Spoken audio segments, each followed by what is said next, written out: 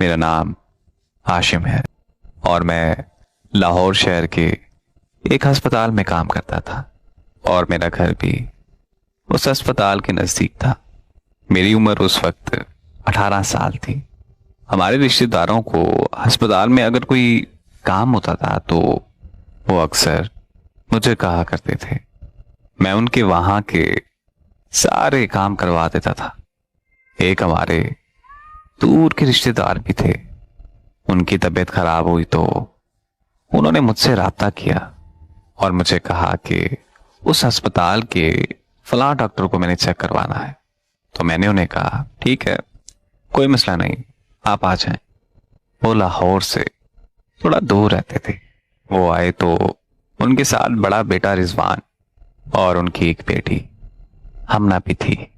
Doctor ने checkup किया और चेकअप करने के बाद कुछ टेस्ट वगैरह लिख दिए और उन्हें अस्पताल में दाखिल करने का कहा और हमने उन्हें दाखिल करवा दिया।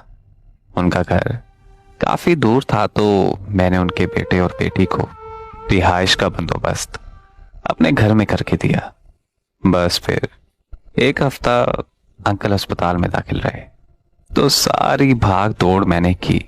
दवाइयां, टेस्ट और खाने पीने का ख्याल और उनके बेटे और बेटी को अस्पताल लेकर आना और जाना, मेहमान नवाजी वाली सारी जिम्मेदारियां निभाई और आखिरकार अंकल सेहतयाब हो गए और उन्हें अस्पताल से छुट्टी भी मिल गई और उन लोगों ने हमारा शुक्रिया अदा किया और फिर वो वापस घर चले गए। फिर एक दिन अचानक मुझे एक रॉन्ग नंबर से मैसेज आया कि आपका बहुत बहुत शुक्रिया। मेरे पूछने पर पता चला कि वो वही हमना है, उन अंकल की बेटी जिनकी मैंने मेहमान नवाजी की थी।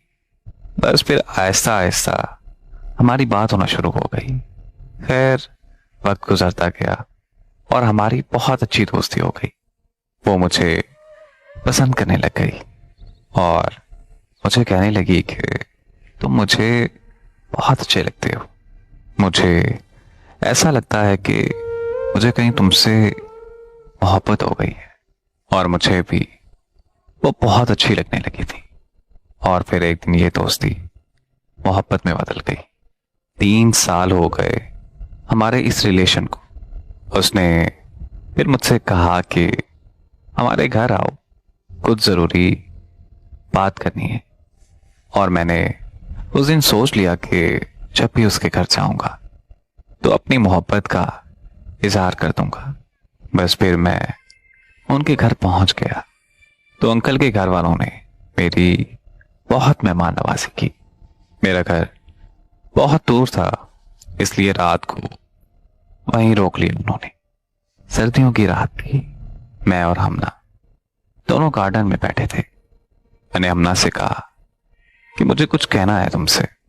वो कहती हाँ बोलो।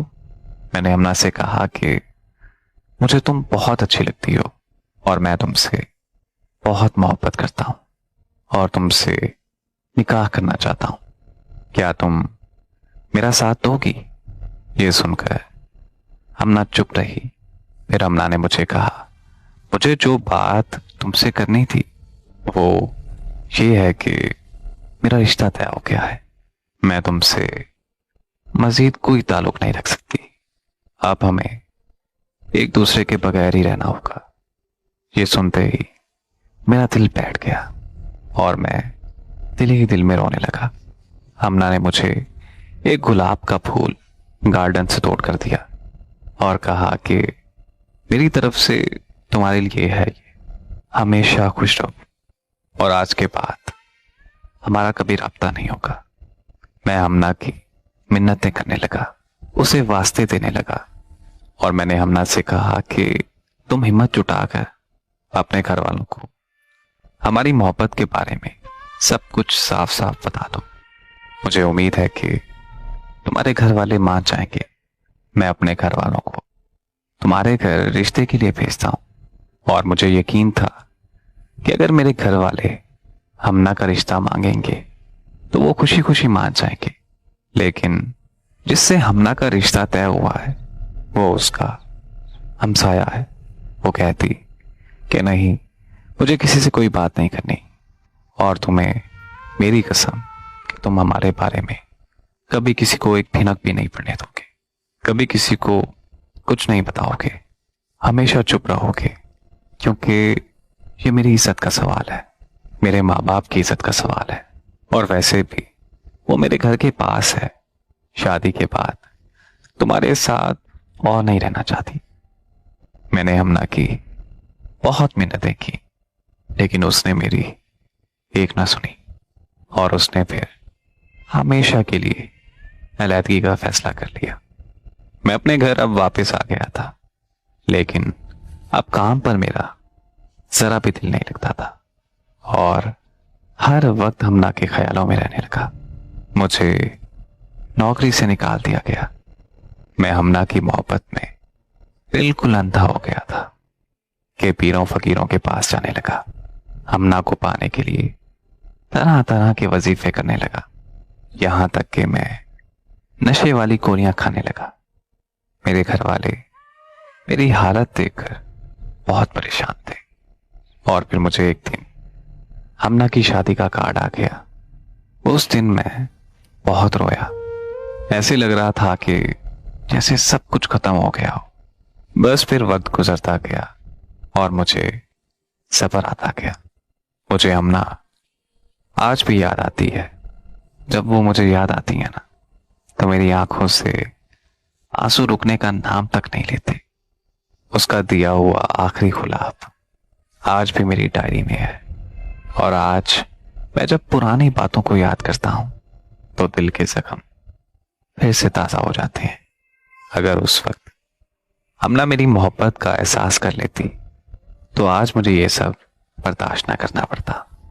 लेकिन वो कहते हैं ना कि जो भी होता है इंसान की बेहतरी के लिए ही होता है।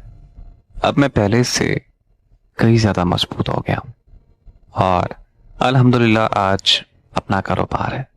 बस आखिरी बात यही कहूंगा कि हमना के जाने के बाद मुझे कभी किसी से मोहब्बत नहीं हुई। अब मेरे घर वाले जहां कह देंगे मैं वहीं शादी कर लूंगा, क्योंकि मोहब्बत का एहसास बहुत तकलीफ देता है।